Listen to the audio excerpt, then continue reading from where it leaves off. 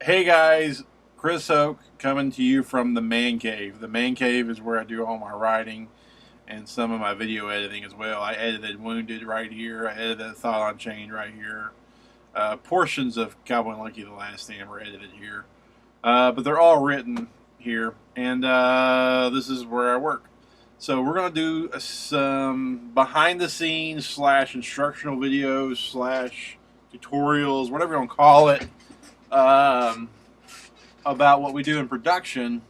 I'm gonna focus on screenwriting for these for the Man Cave, and hence why we're here.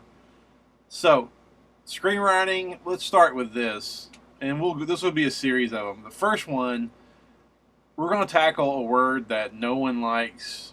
At least I don't. I guess I should speak for all screenwriters, but exposition. Exposition is the really boring thing when it comes to storytelling. I'm going to read the Wikipedia definition of exposition.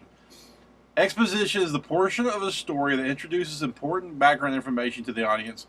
For example, information about the setting, events occurring before the main plot occurs, characters' backstories, etc. All right, a great example of common exposition would be when the bad guy in James Bond tells you out of nowhere and stops the movie called his plan when he should be just killing James Bond. And exposition can be when that story that character gives you, like, well, when I was 12 my father died and blah blah blah, and they stop the movie to tell the story or whatever. That could be exposition. Exposition is boring. And usually that's when you go pee when you're watching other movies. And just as much as audiences don't care for exposition, writers typically don't like to write it. At least I don't. And maybe, again, I shouldn't speak for all. I don't like writing exposition. So I think it's boring and it's stupid and it stops the movie cold. But a lot of times you need the information. And you have to have the information for the story to be cohesive and be there. So how do you get around exposition? What do you do with it? If you don't like it, well, there's one way you can do it, is the tried and true way of just do it, which is like your James Bond villain. There's the whole thing in the old cop shows where, well, as you know, they used to blah blah blah, and they'll give this information. And you can do some cheesy stuff like that. And let me backtrack for 1 second.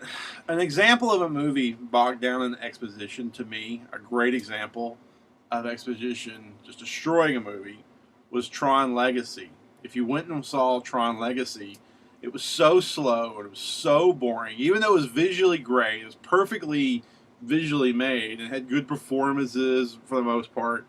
And you would think, well, it should have been great, right? Well, no. The reason it sucked is because they spent the whole movie talking about stuff instead of showing you stuff. And you got a little bitty, electrical cycle scene when you wanted to see like lots of that.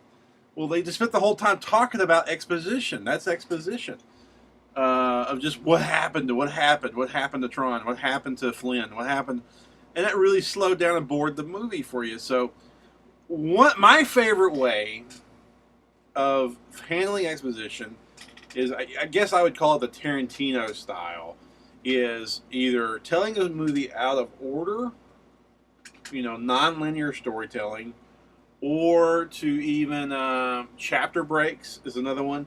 If you watch Wounded and you watch The Thought on Chain, they actually are non-linear, and they're chapters. They're separating the chapters. Well, I did that because I like the style, and also it makes exposition a lot easier to deal with and give information. I can give information when I want to, in the way I want to. And with Wounded, for instance, I went ahead and just was creative with it, and I started breaking the fourth wall. And like the whole story, if you watch Wounded, between about Iraq, that Kills gives, and he shows up with Roy, shows up out of nowhere.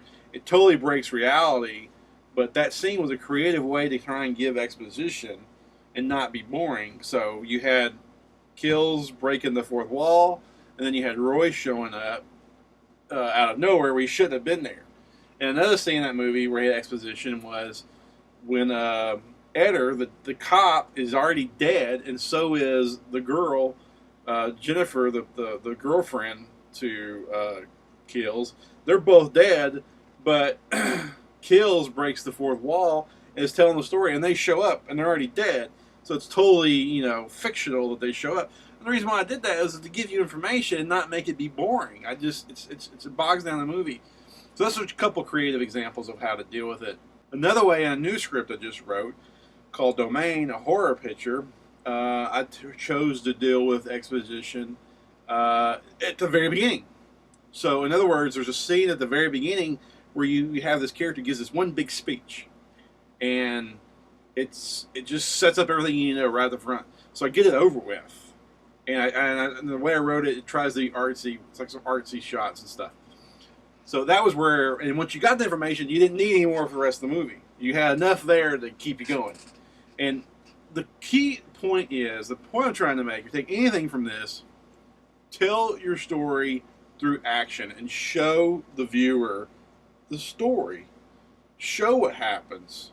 Show as much as possible and let the movie tell the story in that time that they're watching it, and not have so much stuff that has to be explained for this movie to make sense. That's where it all falls apart if you don't do that. Look at the Star Wars prequels versus the originals. All you need to know was that there was a war, and that Vader killed Luke's dad, and then he went. And they told the story as you went. Well, with the prequels, you had all this convoluted stuff, and you had this bureaucracy and that bureaucracy and all this exposition, and it didn't work. That was one of the reasons why the prequels just don't work. It was bogged in exposition. Exposition is boring.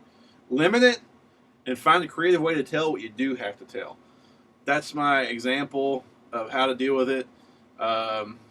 Non-linear, chapter breaks, break the fourth wall. Those are how I chose to deal with it. Get it all out of the open in the front. Limit it. Show the story. Tell the story in the moment. And that way you can overcome exposition.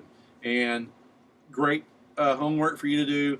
Go watch Tron Legacy and watch how much time they spend talking about stuff that happened instead of showing you the current movie.